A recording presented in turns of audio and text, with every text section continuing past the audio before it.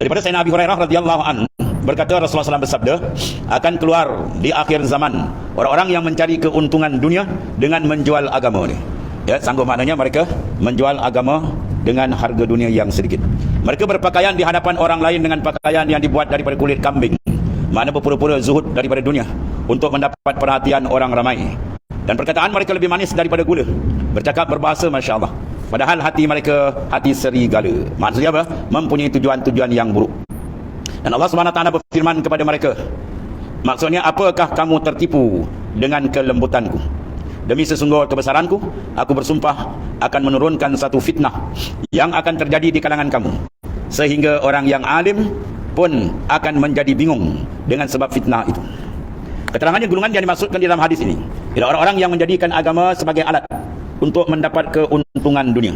Dan dunia bukan sekadar wang ringgit, tapi dunia maknanya benda yang tidak bernilai selepas kita kembali. Sama ada benda tu wang ringgit, harta benda, pangkat, jawatan, nama, sebutan dan sebagainya. Maka rela menjual agama untuk mendapat keuntungan dunia. Dan apabila kepentingan mereka bertentangan dengan hukum syarak, maka mereka berani merubah hukum Allah Ta'ala. Ya, dia sanggup mengubah hukum Allah Subhanahu Wa Ta'ala. Yang halal diharamkan, yang haram dihalalkan. Ya, banyak ain dah. Ini pula kecoh bagi ni nak ceramah pada payah. Jadi satu cadangan kita buat kuliah masjid, kita nama konsert masjid. Senang kan. Kita buat konsert masjid, konsert surau. Saya ambil di sini. Sebut konsert boleh, kalau sebut kuliah tak boleh. Jadi kita tukarlah konsert masjid. Ya, macam-macam ini. Ini semua kan inilah tanda mukjizat Rasulullah SAW. 1400 tahun lebih Rasulullah mengucapkan benda itu berlaku satu menandakan amaratus saah, tanda kiamat. Ya. Daripada Sayyidina Anas bin Malik radhiyallahu anhu berkata, telah bersabda Rasulullah SAW, pimpinan agung kita, akan datang ke atas manusia satu zaman di mana ketika itu orang kaya mengerjakan ibadat haji hanya untuk berhibur sahaja. Dia punya kos di tuan-tuan, Masya Allah, puluh ribu ada, ratus ribu ada. So, no, sampai peringkat kadang batu melontar pun hantar ke tempat dekat hotel kan. Batu melontar tu hantar kat hotel. Orang pergi pungut tu. Dia berlaku seorang orang mana Yaman ni. Orang Yaman, Masya Allah, koprat dia jutawan, kadang tidur kat luar kan. Kita ingat orang pakai miskin, rupanya orang kaya. Tapi dia izharkan fakir dia menghadap Allah Ta'ala ketika menunaikan haji dan umrah. Ya, bagi datang, ya tu narijal kan. Mereka datang tu dalam keadaan apa? Berdebu kosot pasal. Mana apa? Dia izharkan fakir dengan Allah. Ini datang macam melancong tu. Dengan kos dia, mewah betul lah. Ya. Yang balik tak ada benda. Kadang-kadang dia dapat haji papandam. Tu haji papandam. Ya. Belum naik haji makan satu, dah naik haji makan 5. Lagi ganas tu makan keliling. Ada jaga ni. Ini di antara benda yang disebut oleh baginda Rasulullah sallallahu alaihi wasallam, tanda-tanda kiamat akan keluar ni. Orang pergi haji yang kaya dia melancong sedap kan. Seronok. Lepas tu ni kita pergi Mekah ni ingat Rasulullah SAW macam mana Rasulullah SAW. Ya, dengan keadaan panah dan keadaan masya-Allah. Itu melahirkan keinsafan. Tapi bila dah dibalut dengan mewah semua sedap, balik tak ada apa kan. Mungkin ada yang pergi ke Mekah setiap tahun, tetapi jiwa mereka tetap tidak berubah untuk menjadi hamba Allah yang saleh. Ya. Sebab zaman Syekh Abdullah Al-Mubarak, seorang ulama hadis besar ni, tahun dia pergi Mekah tu, diberi isyarat mimpi, Allah Ta'ala beritahu dia, tahun ini yang mengerjakan haji diterima tidak sampai 20 orang. Zaman dia tu, hebat-hebat lagi kan, tak sampai 20 orang yang diterima haji. Dan setengah ulama mengatakan kalau haji tu terima, kita melontar, batu jamrah tu akan diangkat. Bermakna tak ada. Tapi yang kita tengok, berlori dia sodok. Wallahu a'lam. Batu tu kalau sesat diterima diangkat. Sebab tu hukum fiqh makruh kita menggunakan batu mustakmal. Mana batu yang telah digunakan melontar. Kita mana nak ambil mana kita ambil dulu. Dia panggil batu reject punya.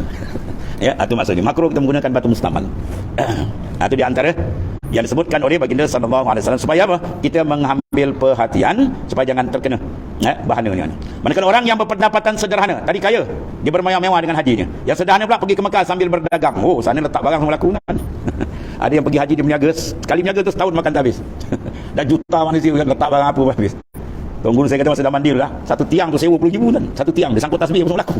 Ya, orang ramai. Dan orang datang kan orang tak ada duit, semua ada duit. Memang sedap niaga. Jadi kalau kasat dia berniaga habis, dapat niaga. Manakala yang berpendapatan sederhana pula di kalangan golongan awsat, ya, awsatuhum litijarah, mereka berniaga seronok niaga, laku betul. Dan para ulama pula pergi Mekah, ya, untuk dikatakan sudah sekian kali pergi ke sana. Para ulama pula, wah dia ni hebat tu ya. Berapa kali haji? 12 kali. Ini berapa? 6 kali, 7 kali dikira haji dia kan. Sebab tu Syekh Abdul Mubarak juga pernah satu ketiga dia nak pergi haji, tapi haji sunat lah, mungkin haji kedua ketiga. Tiba-tiba ada jiran dia bermasalah keuangan, dalam keadaan bermasalah memerlukan bantuan. Dibatalkan haji kan. Dia ambil uang dia pergi haji tu, dia pergi bantu maknanya. Maka ketiga orang kampung semua ada di Mekah. Di mana saja ada, dia tengok Syekh Abdul Mubarak ada. Ditawak di Mekah, ada di Mekah. Dia pergi sana ada. Jadi balik dia orang tanya, tuan pergi Mekah? Dia kata tak ada. Semua kata tuan nampak sana. Ya. dah syabut itu bukan aku. Itu malaikat yang Tuhan jadikan ala surati di atas rupa. Sebab apa? Redha an bimasna. Sebab dia redha Allah Taala redha dengan apa tindakan yang dilakukan oleh Syekh Abdullah Al-Mubarak dan dahsyat. Dia kena hari 1 tahun, umrah pada tahun 3 kali sampai unta berjemur muka. Asyik muka dia. Yang terbaik ni kalau kita pergi support orang lain. Pas saudara kita ke nak buat mana susah kan, kita hantar dia. Urusan apa dia kan. Dan tidak ketinggalan pula si fakir. Tadi orang kaya bermewah, yang pertengahan mengebut peluang berniaga, yang fakir pula pergi ke Mekah dengan niat untuk meminta. Ya, dia minta itu orang ulu aja. Orang ada duit kan, dapat seronok dia. Jadi maknanya apa? Ketiga-tiga golongan ni cacat dan rosak niatnya wal ayazubillah. Ya, itu Nabi beri perhatian. Dalam hal yang seperti ini, Abdullah bin Mas'ud radhiyallahu pernah dikata, mana berkata, di akhir zaman nanti ramai orang kaya yang pergi ke Mekah tanpa satu sebab. Mana tujuan syar'i tadi dah. Dia pergi semua melancong. Perjalanan mereka ke sana menjadi mudah sekali. Rezeki pun melimpah ruah. Malangnya mereka kembali dari Makkah dengan tangan kosong. Mana tidak ada kesan, tak dapat hadiah yang mabrur. Tidak ada mana pahala atau ganjaran yang mereka dapatkan. Jadi orang memacu kenderaannya antara padang pasir, bersusah payah dalam perjalanan dan mengeluarkan biaya yang banyak, sedangkan tetangganya yang tinggal di sebelah rumahnya mengikat perut menahan lapar. Ya, tetangga tadi lapar, dia boleh bantu tapi dia buat dah. Hidap di Mekah, hidap di Mekah. Dia beribadat, dia perlu ada uslub dan cara dia. Ia tidak mempedulikan mereka dan tidak membantu dia. Maka amalan dia ni sangkut langit berapa tadi? Ya. Orang yang tidak membantu jirannya atau tetangga ni yang mampu dibantu, ya, tapi dia buat dah, dia tak bantu, maka amalan dia sangkut langit yang ke-6. Ya, langit ke-6. Sebab tu seorang sahabat Nabi, ya, dan menceritakan ni, siapa Sayyidina Muaz bin Jabal. Tuan-tuan bukan Ihya Ulumuddin pada hadis ni. Hadis panjang. Sebelum Allah jadikan malaikat dunia, Allah jadikan 7 pengawal langit malaikat. Ya, 7 orang.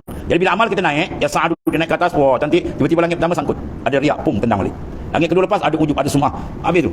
Maka dia menangis menyampaikan hadis ni, kata perawi dia hampir tidak berhenti. Dia baca hadis ni, hampir tak berhenti dia menangis, punya takut. Takut-takut berpuluh tahun amal kita lepas tidak ke atas. Dan di antara yang tersekat langit ke-6 ni dia. Dia buat ibadat, tapi dia mampu tolong orang, tapi dia buat dah, ya, kepentingan diri dia habis. Langit ke-6 dia reject oleh amalan dia. Mana membimbangkan kita, sebab amal kita nak biar diterima. 2 pintu dibuka kan? Babul amal, babul kabul. Pintu amal dan pintu penerimaan. Bila Tuhan terima, selamat. Kalau tidak, bermakna satu bahaya amal besar. Ya. Ini di antara gambaran akan berlaku di akhir zaman. Daripada Sayyidina Abdullah bin Mas'ud radhiyallahu anhu, ia berkata, Rasulullah SAW bersabda, sesungguhnya apabila kiamat hampir tiba, pertama orang hanya memberi salam kepada orang yang dikenal saja. Yang mana lakukan? Kita pun kena ni. Tengok bangla lalu kita tak beri salam.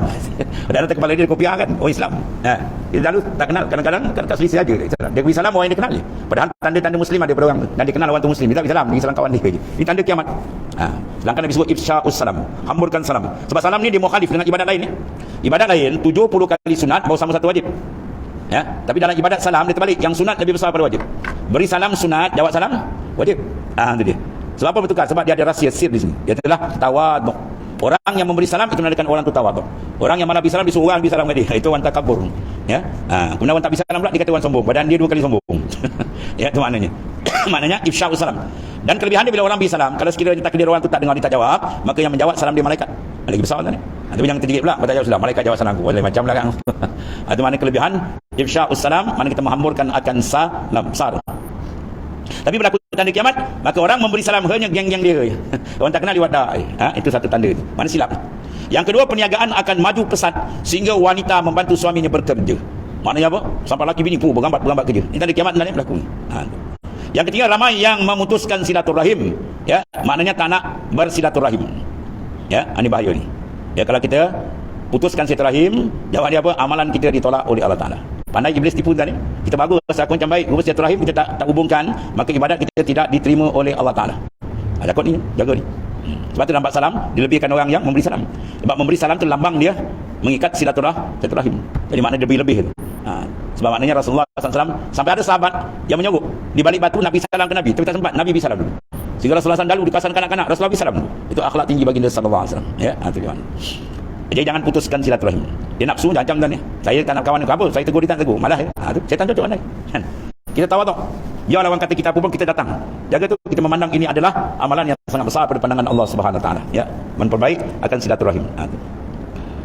Yang keempat, banyak saksi palsu ni. Syahadatul zur. Mana buat penyaksian tapi penyaksian dia semua ada tipu daya ni. Mana apa ni? Keruntuhan akhlak berlaku. Ya. Yang kelima, orang yang sering menyembunyikan kesaksian yang benar. Dalam kes ini, saksi adalah setengah daripada benda yang sangat besar di mahkamah. Dengan sebab saksi, kes boleh sabit. Kadang-kadang sebab saksi, kes boleh terangkat. Ya, jadi saksi itu sangat besar. Dia boleh membela kebenaran dan dia saksi, tapi dia tak datang. Jadi masalah berlaku. Jadi kena jadi saksi apabila membela kebenaran. Sampai jadi berlaku saksi palsu yang sering menyembunyikan pula yang benar pula tak nak. Itu maksud. Yang keenam, akan banyak kemudahan alat tulis, masya-Allah. Ya, ditanda mukjizat Rasulullah SAW, zuhurul qalam. Maknanya alat canggih banyak sekarang kan. Sebenarnya Rasulullah dah sebut apa benda ni. 1400 tahun lebih Rasulullah dah sebut dah. Kecanggihan alat tulis macam-macam dah Rasulullah dah sebut dulu dah. Habis.